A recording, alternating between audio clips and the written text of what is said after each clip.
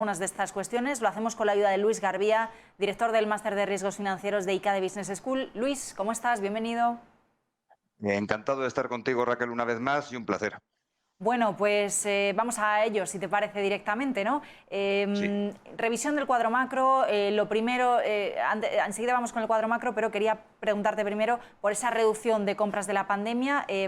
No nos ha dicho de momento exactamente cuánto va a ser, ha dicho que lo vamos a ir viendo, y lo que sí nos decía son dos cosas. El PEP, los TLTRO, todo para diciembre, o sea, ha sido ya más claro, no lo ha podido decir en ese sentido. totalmente. Lo has comentado perfectamente, Raquel. Ha anunciado que va a cerrar, moderately, lo ha dicho varias veces, va a cerrar un poquito el grifo. Eso no quiere decir ni que se vaya a empezar a vaciar el vaso, va a cerrar moderadamente el grifo. Es decir, poquito a poco vamos a empezar a cambiar el rumbo. Recordemos que el programa, el PEP, es una inyección de liquidez brutal a la economía. Está el Banco Central Europeo metiendo unos 80.000 millones de euros al mes.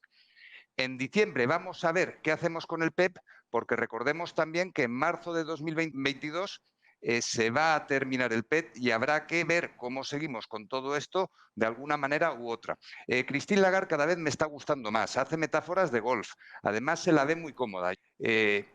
Ya hemos visto a una Christine Lagarde que sin duda está al nivel de Draghi y para mí, y a mí personalmente me parece que le ha sobrepasado con creces. Ujú. Em, ¿Qué perspectiva podemos tener entonces dentro de esta reducción gradual, como tú decías, ¿no? De cara a diciembre, de aquí a diciembre? De hecho, me parece que hace unos 10 minutos le preguntaba a una compañera, una periodista en la rueda de prensa, bueno, ¿y la reunión de octubre qué, no? ¿Qué nos vas a decir en ese caso?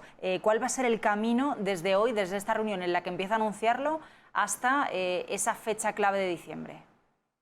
Perfecto. Pues por un lado, muchos contrastes. Estamos en mitad de una tormenta espectacular. Estamos en un cambio de época. Insisto, 80.000 millones de euros para sostener solo la política fiscal, porque por otro lado no olvidemos que el sistema de bancos también está siendo sostenido y seguirá, según han dicho, con los litros y todas estas cosas.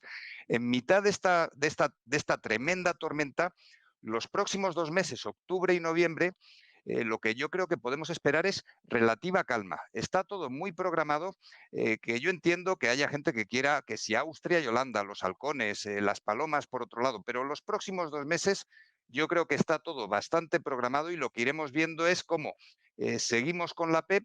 Empezarán las ayudas europeas, que además hay mucha conexión, y Christine Lagarde lo ha dicho, entre la política monetaria y una política fiscal coordinada entre los países miembros. Ha insistido mucho en la política fiscal.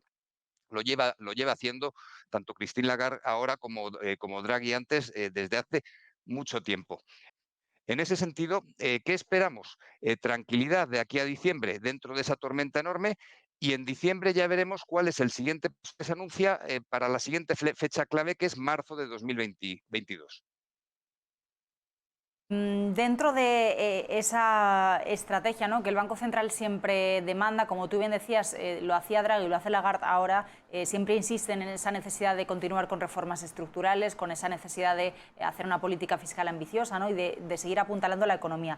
Pero en el lado también positivo que nos ha dejado hoy el encuentro es esa revisión al alza, esa revisión del cuadro macro que comentábamos al principio. ¿Qué te parece esa subida del pronóstico de PIB para este año hasta el 5%? Se baja un poquitín la del año que viene y se mantiene la de 2023. Insistiendo en que estamos en mitad de una tormenta, a mí me ha dejado tranquilo. Tranquilo en el sentido de la inflación es temporal, así lo ha dicho Lagarde y ha insistido en ello. La inflación es temporal, veremos cómo en otoño sube todavía un poquito más, pero a lo largo del año que viene es de esperar que se estabilizará. ¿Esto qué quiere decir? Quiere decir que no vamos a tocar la política monetaria y vamos a seguir dentro de la dinámica en la que estamos, que es, hemos rescatado a los países dentro de Europa vía política fiscal con el PEP, y estamos rescatando también al sistema financiero vía las litros, todas las operaciones de refinanciación de deuda bancaria. En ese sentido, yo me he quedado tranquilo porque al final lees periódicos y lees todo lo que comentábamos de que si Austria, Holanda, los halcones, cómo reaccionarán. Y ves también que hay mucha gente que habla de inflación. Claramente ha separado el efecto, por un lado, de la gasolina, de los hidrocarburos y del gas especialmente. El tema energético, por un lado. También ha separado la comida. Ha separado el rebote en la inflación del sector servicios. Y por último, ha empezado a hablar también de semiconductores. Lo que vamos a ver es un objetivo del Banco Central Europeo cada vez más flexible, pero siempre mirando. A mí me ha hecho mucha gracia cuando le han preguntado a Christine Lagarde sobre el objetivo, o ella ha hablado del objetivo del Banco Central Europeo y ha dicho el 2% estabilidad de los precios, pero también que la economía se recupere, e inmediatamente ha ido hacia el mercado laboral. ¿Qué quiero decir con esto? Que cada vez la forma de funcionar del Banco Central Europeo, aunque con lo del tapering evidentemente quiere seguir su rumbo, se parece más en cuanto a objetivos y en cuanto a unidad a cómo funciona la Reserva Federal. Y en ese sentido a mí me deja un poquito más tranquilo pensando en que estamos en mitad de una tormenta y siempre hay riesgos en relación con Austria y en relación con Holanda, y que al final Austria y Holanda, como es razonable, piensan, ¿para qué nosotros vamos a pagar la fiesta del sur? Pues porque vivimos en la Unión Europea y hay un concepto de solidaridad nacional europea. Raquel. Ujú. Miramos también a esas cifras de inflación, Luis.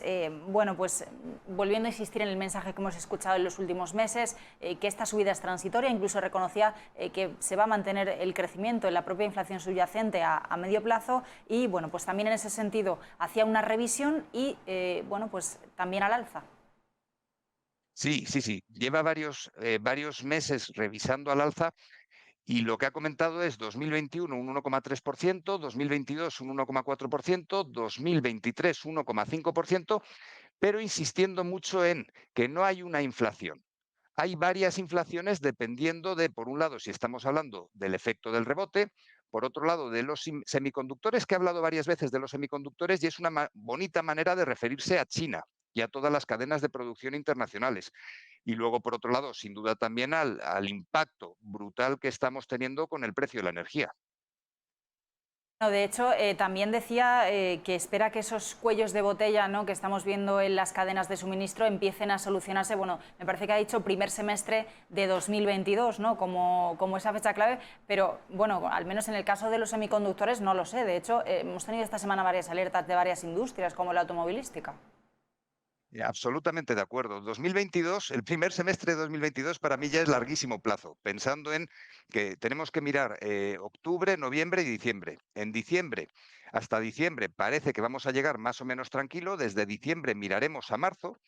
Pero es que lo que nos ha demostrado el coronavirus, y luego Filomena en el caso de Madrid en concreto o en España, es, estoy pensando en la última crisis que haya habido, es que de aquí a un mes la situación puede cambiar totalmente. De momento, pensando en el corto y medio plazo, la inflación es transitoria, y luego esperemos que los cuellos de botella se solucionen. Pero sin duda, de aquí a junio volveremos a ver otra colección de sucesos alucinantes que hagan volver a aplicar una política monetaria excepcional. O sea, al final recordemos todos que la Reserva Federal empezó con el tapering en 2015, pensando que ya nos habíamos recuperado todavía no sé de qué, cuando llegó el coronavirus y volvieron a tener que aplicar una política monetaria expansiva. O sea, la situación en la que estamos es de transición hacia una nueva economía. Que nadie piense que vamos a volver a una antigua normalidad. ¿Qué hay que hacer lo que queda de año, y especialmente en los próximos 3 años en España? Digo 3 años por ajustarme al periodo electoral.